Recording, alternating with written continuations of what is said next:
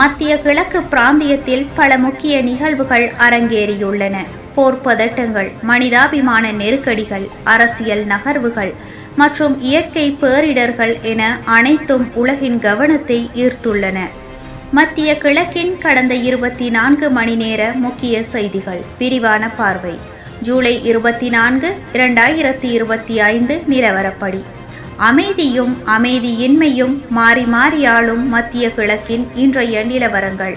உலகை உலுக்கும் சம்பவங்கள், மனித குலத்தின் எதிர்காலத்தை நிர்ணயிக்கும் முடிவுகள்.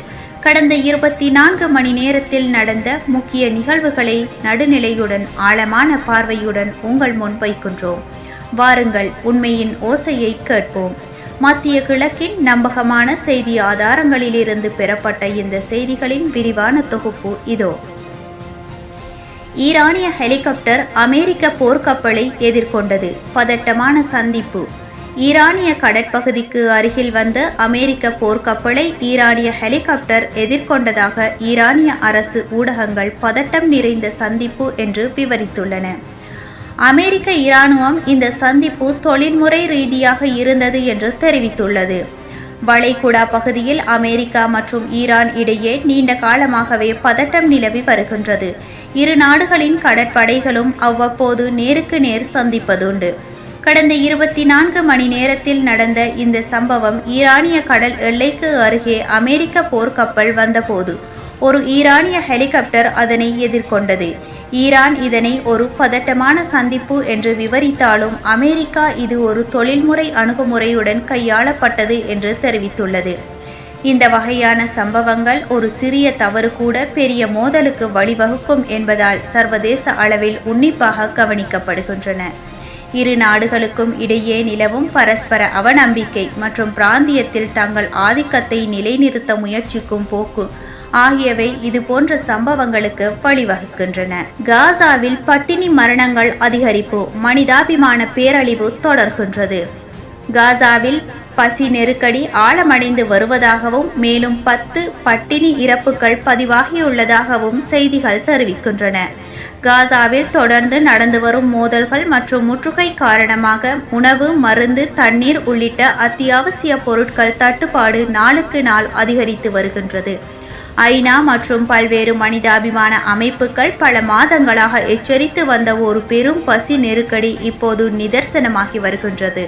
கடந்த 24 மணி நேரத்தில் மேலும் 10 பேர் பட்டினியால் உயிரிழந்தது நிலைமையின் தீவிரத்தை உணர்த்துகின்றது.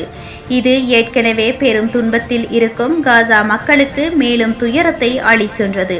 அடிப்படை தேவைகள் கூட கிடைக்காத நிலை, நோய்கள் பரவுதல், சுகாதார சேவைகள் முடக்கம் என பன்மடங்கு சவால்களை காசா மக்கள் எதிர்கொண்டு வருகின்றனர்.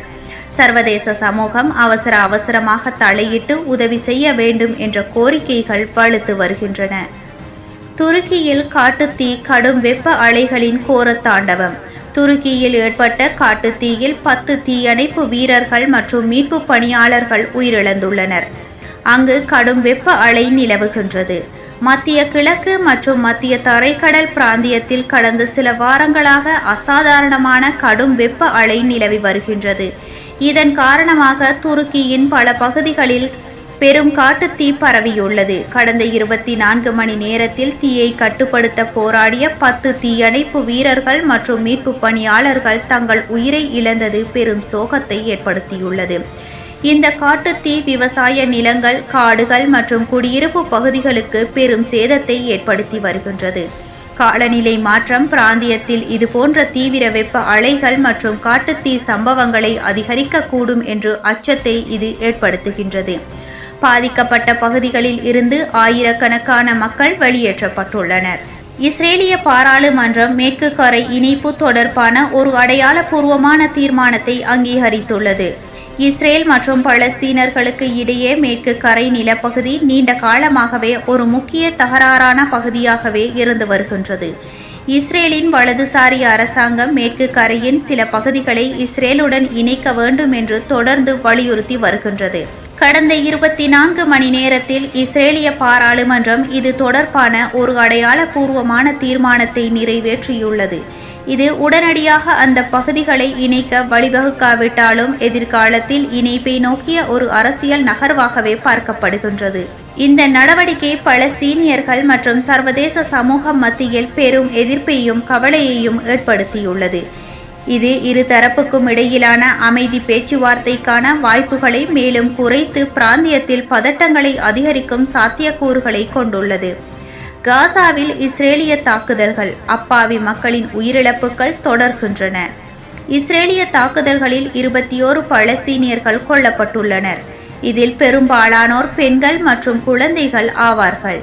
காசா மீது இஸ்ரேலிய படைகள் நடத்தும் தாக்குதல்கள் கடந்த 24 மணி நேரத்திலும் தொடர்கின்றது. இந்த தாக்குதல்களில் 21 பலஸ்தீனியர்கள் உயிரிழந்துள்ளனர். இதில் அதிர்ச்சியூட்டும் வகையில் பெரும்பாலானோர் பெண்கள் மற்றும் குழந்தைகள் என்பது குறிப்பிடத்தக்கது. இது மனிதாபிமான விதிகளின் மீறல் குறித்து சர்வதேச அளவில் கவலைகளை எழுப்பியுள்ளது. காசாவில் பொதுமக்களின் பாதுகாப்பை உறுதி செய்ய வேண்டும் என்றும் தாக்குதல்களை நிறுத்த வேண்டும் என்றும் சர்வதேச அமைப்புகள் தொடர்ந்து வலியுறுத்தி வருகின்றன. ஆனால் இஸ்ரேல் தனது பாதுகாப்பு உரிமை என கூறி தாக்குதல்களை நியாயப்படுத்துகின்றது. பொதுமக்களின் உயிரிழப்புகள் மோதலின் தீவிரத்தையும் அப்பாவி மக்கள் படும் துயரத்தையும் மீண்டும் வெளிப்படுத்துகின்றது. கிரேக்க தீவில் இஸ்ரேலிய கப்பலுக்கு எதிர்ப்பு, பிராந்தியத்தின் எதிரொலி. கிரேக்கத்தின் சைப்ரஸ் தீவுவாசிகள் ஒரு இஸ்ரேலிய கப்பலில் இருந்து பயணிகள் இறங்குவதை தடுத்துள்ளனர். மத்திய கிழக்கில் நடக்கும் மோதல்களின் தாக்கம் அண்டை நாடுகளுக்கும் பரவி வருகின்றது என்பதற்கு இந்த சம்பவம் ஒரு எடுத்துக்காட்டு. கிரேக்கத்தின் சைப்ரஸ் தீவில் ஒரு இஸ்ரேலிய கப்பல் வந்தபோது அந்த பகுதி மக்கள் அதற்கு எதிர்ப்பு தெரிவித்து பயணிகளை இறங்க விடாமல் தடுத்துள்ளனர். இது பெரும்பாலும் காசாவில் நடக்கும் சம்பவங்களை மற்றும் பலஸ்தீன மக்களுக்கு எதிரான நடவடிக்கைகளுக்கு எதிர்ப்பு தெரிவிக்கும் விதமாகவே பார்க்கப்படுகின்றது. மத்திய கிழக்கில் நடக்கும் நிகழ்வுகள் உலகளாவிய தாக்கத்தை ஏற்படுத்துகின்றன என்பதையும் மக்களின் உணர்வுகள் அண்டை நாடுகளில் கூட எப்படி எதிரொலிக்கின்றன என்பதையும் இது காட்டுகின்றது. சூடானின் மோதல்கள், உள்நாட்டு போர் நீடிக்கின்றது. சூடானில் போட்டி அதிகாரங்கள் போராளி குழுக்களுக்கு ஆதரவாக உள்ளது என்று ஆய்வாளர்கள் தெரிவிக்கின்றனர். இராணுவ ஆதரவுடைய அரசாங்கமும் RSF ஆதரவு கூட்டணியும் விசுவாசமான ஆயுத குழுக்களுக்கு வெகுமதி அளித்து வருவதாக கூறப்படுகின்றது. சூடானில் கடந்த பல மாதங்களாக இராணுவத்திற்கும் துணை இராணுவ படைகளுக்கும் இடையே கடுமையான மோதல்கள் இடம்பெற்று வருகின்றன. இந்த மோதல்கள் உள்நாட்டு போராக மாறியுள்ள நிலையில் கடந்த 24 மணி நேரத்தில் வெளியான செய்திகள் இரு தரப்பினருக்கும் தங்கள் அதிகாரத்தை நிலைநிறுத்த உள்ளூர் போராளி குழுக்களுக்கும் ஆயுத குழுக்களுக்கும் ஆதரவளித்து வருவதாக கூறுகின்றன. இது மோதலை மேலும் சிக்கலாக்குகின்றது மற்றும் நீண்ட காலத்திற்கு முடிவுக்கு வராமல் நீடிக்க செய்யும் அபாயத்தை அதிகரிக்கின்றது. உள்நாட்டு போரால் சூடானில் லட்சக்கணக்கான மக்கள் இடம்பெயர்ந்துள்ளனர். உணவு, மருத்துவம் போன்ற அடிப்படை தேவைகளும் பெரும் தட்டுப்பாட்டை சந்தித்து வருகின்றன. சர்வதேச சமூகத்தின் அமைதி முயற்சிகள் இன்னும் பலன் தரவில்லை. ஹமாஸின் போர் நிறுத்த முன்மொழிவு, அமைதிக்கான நம்பிக்கை. ஹமாஸ் ஒரு போர் நிறுத்த முன்மொழிவை மத்தியஸ்தர்களுக்கு அனுப்பியுள்ளதாக உறுதிப்படுத்தியுள்ளது. இது செயல்படக்கூடியது என்று இஸ்ரேலிய அதிகாரி ஒருவர் தெரிவித்துள்ளார்.